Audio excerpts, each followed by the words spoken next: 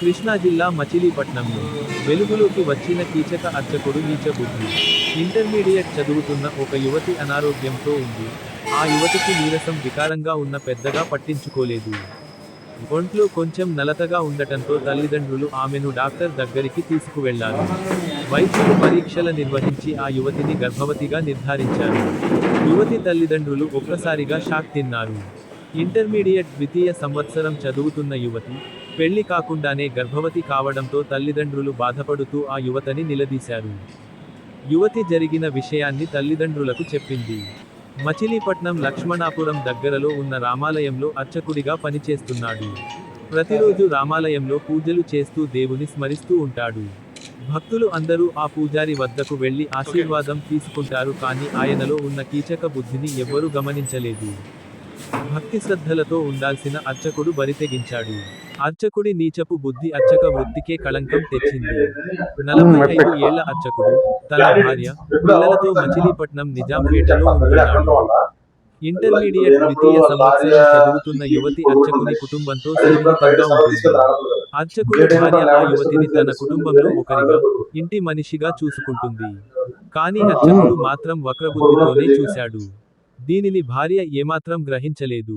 అర్చకుడు ఆ యువతి ఒంటరిగా ఉన్న సమయం చూసి లైంగికంగా వేధించటం మొదలుపెట్టాడు. తన లైంగిక వాంఛ తీర్చాలని ఆ యువతని బలవంతం పెట్టేవాడు. అర్చకుని కామ కోరికను యువతి ఒప్పుకోకపోవడంతో యువతని బెదిరించి వశపరచుకున్నాడు. ఈ విషయాన్ని ఎవరికైనా చెప్తే యువతి అంతు చూస్తానన్నాడు.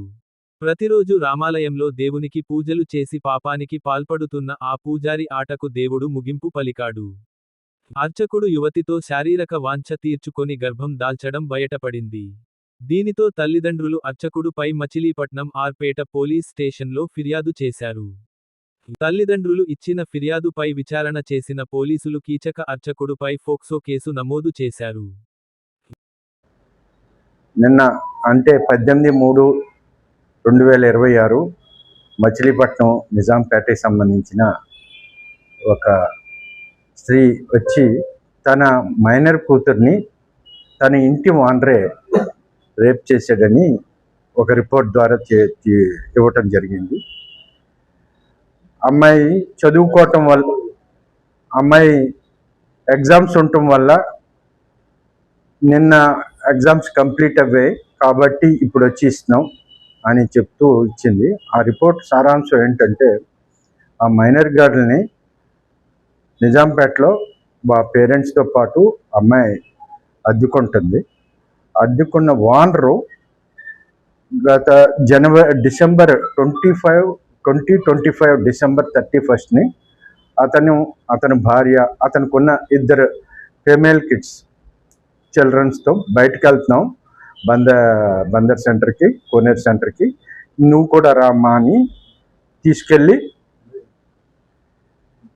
తీసుకెళ్ళాడు కోనేరు సెంటర్కి. కోనేరు సెంటర్లో డిసెంబర్ 31 అంటే కొంచెం టైం పడుతుంది కదా, టైం తీసుకుని 1 గంటకి వచ్చేటప్పుడు వాళ్ళ పేరెంట్స్, అమ్మాయి తల్లిదండ్రులు, విక్టిమ్ తల్లిదండ్రులు ఇంట్లో పడుకోవటం, అంతకుముందే ఎవరైతే అక్యూజ్డ్ ఉన్నాడో మేము వచ్చేటప్పుడు లేట్ అవుతుంది కదా, మా ఇంట్లో పట్టుకొని రేపు పొద్దుటే వస్తుందని చెప్పారు ఆడపిల్లలతో పాటు. ఆ 31 డిసెంబర్ నైట్ అతను ఆ అమ్మాయిని బలవంతంగా మానభంగం చేశాడు అతని ఇంట్లోనే. అది చెప్తే చంపేస్తాను, ఇది చేస్తానని బెదిరించాడు. ఆ బెదిరింపుకి ఆవిడ మౌనంగా ఉండిపోయింది. తర్వాత ఇంకో సందర్భంలో జనవరి 24వ తారీఖున వాళ్ళ పిల్లలతోనే పాటు ఉంటుందని ఉద్దేశంతో ఆ మిషన్ మీద మళ్ళీ బయటికి తీసుకెళ్ళి సినిమాకని, సెకండ్ షోకి ఫ్యామిలీతో మళ్ళీ మీ లేట్ నైట్ కదా మా ఇంట్లో పడుకొని వస్తుందని చెప్పి వాళ్ళ ఇంట్లో పడుకోబెట్టి వాళ్ళ వైఫ్ చిల్డ్రన్ పడుకున్న తర్వాత ఈ అమ్మాయి మీద మళ్ళీ రెండోసారి ఫోర్స్ఫుల్ రేప్ కమిట్ చేసి, అలాగే థర్డ్ టైం కూడా వీరంతల్లి జాతర ఫిబ్రవరి నెలలో ఉయ్యూరులో జరిగింది. అప్పుడు కూడా అమ్మాయిని తన భార్యకి పిల్లలకి సహాయకురాలుగా తీసుకెళ్ళి మళ్ళీ లేట్ నైట్ అవ్విందని మా ఇంట్లో ఉంటుందని చెప్పి మళ్ళీ ఆ టైంలో కూడా ఆ రోజు రాత్రి కూడా అతను రిపీటెడ్గా మానభంగం. ఈ తల్లికి ఈ అమ్మాయికి నెలసరి రాపోయేటప్పటికి అనుమానం వచ్చి డాక్టర్ కొంచెం ఫీవరిష్గా ఉండటం వల్ల ఆ అమ్మాయి ప్రవర్తనలో కూడా ఒక భయంతో ఉండటం, బయటికి రాకపోవటం ఇవన్నీ గమనించి ఆవిడకి ఏదో అనుమానం వచ్చి తీసుకెళ్ళింది గవర్నమెంట్ హాస్పిటల్లో. ఎక్కడో ఒక హాస్పిటల్లో చెక్ చేస్తే ఆవిడ పాజిటివ్గా ప్రెగ్నెన్సీ పాజిటివ్గా చెప్పి అంతలోకి ఎగ్జామ్స్ వచ్చాయి. తన కూతురు జీవితంలో ఇది పడిపోయి ఎగ్జామ్స్ పోతాయేమో.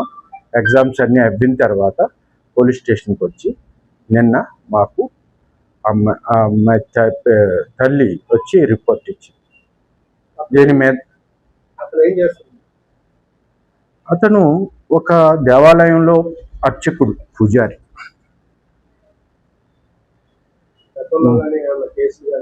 అతని మీద ఇప్పుడు వరకు మనకి మా దృష్టిలోకి రాలేదు. అతని మీద రేప్ కేసుని అలాగే పోస్కో యాక్ట్ ప్రకారం అతను రిపీటెడ్గా అఫెన్స్ చేశాడు కాబట్టి ఆ కేసుని చేసి రిపీటెడ్గా నేరం చేశాడు కాబట్టి ఇన్వెస్టిగేషను డిఎస్పీ స్థాయి అధికారి తీసుకోవాలి కాబట్టి ఇన్ఛార్జిగా ఉందని నాకు అతన్ని ఈరోజు అదుపులోకి తీసుకున్నాం. అతన్ని హాస్పిటల్కి పంపించాం. అలాగే అమ్మాయిని మెడికల్ చెకప్ పంపించాం. ఇందులో